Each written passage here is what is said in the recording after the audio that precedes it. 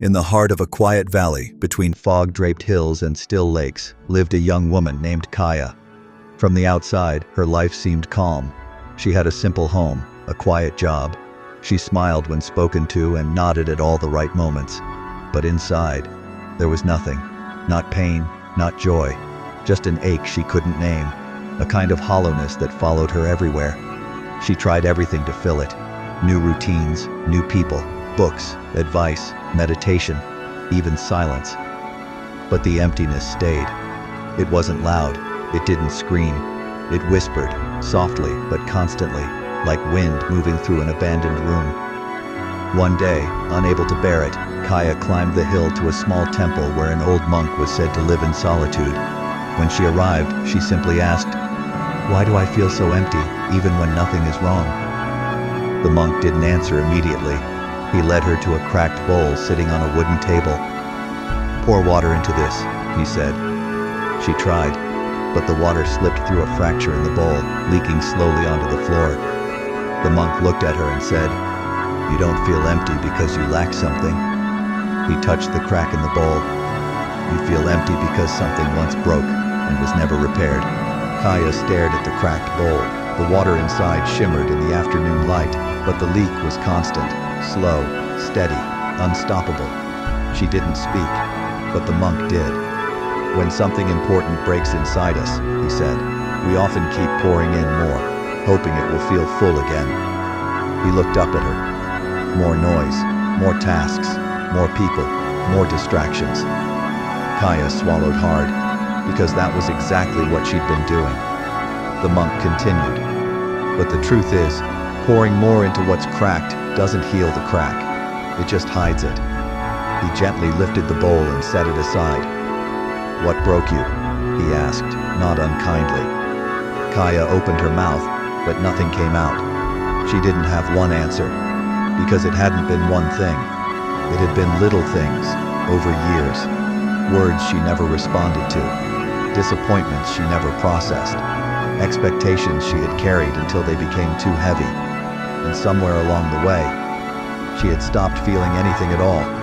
Not because she was weak, but because she had been strong for too long without rest. "I don't know," she whispered. "I just remember waking up one day and I couldn't feel anything anymore." The monk nodded slowly. "That numbness," he said, "is not emptiness. It's protection." Kaya looked at him. "You built silence around your pain, not because it didn't matter, but because it mattered too much."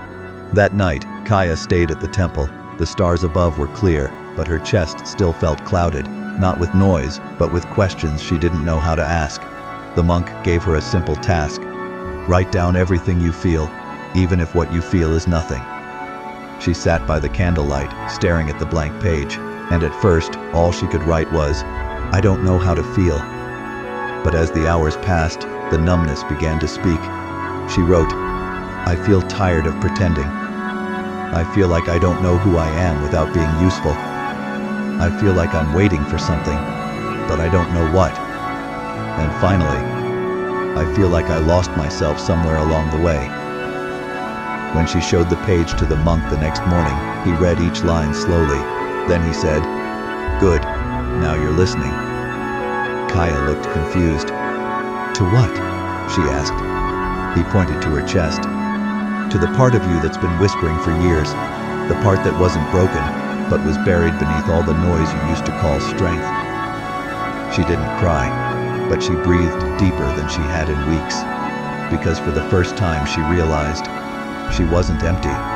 She was full of unheard truths. If this story speaks to you, consider subscribing and tap the bell so you don't miss what comes next. The monk took Kaya to the edge of the garden behind the temple. There, beneath an old tree, sat a collection of broken bowls, each one carefully mended with gold along the cracks. Kaya ran her fingers over one of them. "What is this?" she asked. "Kintsugi," the monk replied. "An old practice. When something breaks, we don't hide the fracture. We highlight it with gold. We honor the break as part of the story." Kaya looked down at her own hands. "And what if the break is inside you?" she whispered. The monk didn't hesitate. then you treat it the same way. You stop hiding it. You stop apologizing for it. You stop calling it shame. He stepped closer. You name it. You sit with it. You let it breathe. And then, when the time is right, you honor it not as damage, but as a chapter that made you deeper. Kaya felt something shift inside her. For years, she had tried to go back to who she was before. But maybe healing wasn't about returning to an old version of herself. Maybe healing was about becoming someone new, not despite the cracks, but because of them. And for the first time, she didn't wish to be full. She wished to be whole. If this story speaks to you, consider subscribing and tap the bell so you don't miss what comes next. Before leaving the temple, the monk gave Kaya one more invitation. Go visit the person you haven't forgiven, he said. Not to fix anything, just to see what still lives inside you. She knew exactly who he meant. It wasn't an enemy. It wasn't a stranger. It was her mother. Years ago they had argued, not just once, but again and again, about identity, choices, expectations. Kaya had left to escape the weight of being someone she was never meant to be. But in walking away, she had buried more than just conflict. She had buried part of herself. So she went back, to the house with the same wooden door, the same quiet kitchen, the same woman sitting by the window, pretending not to wait. Her mother looked up, surprised, unsure, almost afraid. Kaya didn't explain, didn't defend. She just said, I'm not here to fix the past. I'm just here to stop holding it.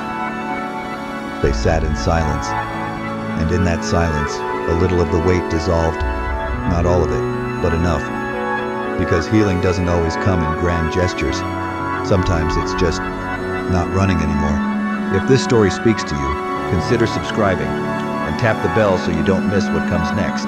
Kaya left her mother's home without needing closure, because not every wound needs to be explained to be released.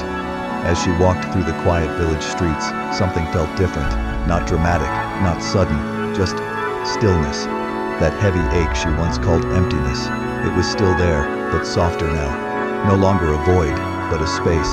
A space where she could breathe, where she could feel, where she could begin again. When she returned to the temple, the monk was waiting. He didn't ask what happened. He simply said, You're not here to become who you were before the pain. You're here to become the person who can hold what the pain taught you. Kaya nodded. She had stopped searching for a way to feel normal. She had started building something deeper, wholeness. Not by forgetting what broke her, but by weaving it into who she was becoming. As she stood by the same cracked bowl on the table, she saw it differently now. It wasn't broken. It was beautifully repaired. Have you ever mistaken numbness for emptiness? What helped you finally start healing? Share in the comments. Someone might need your story today.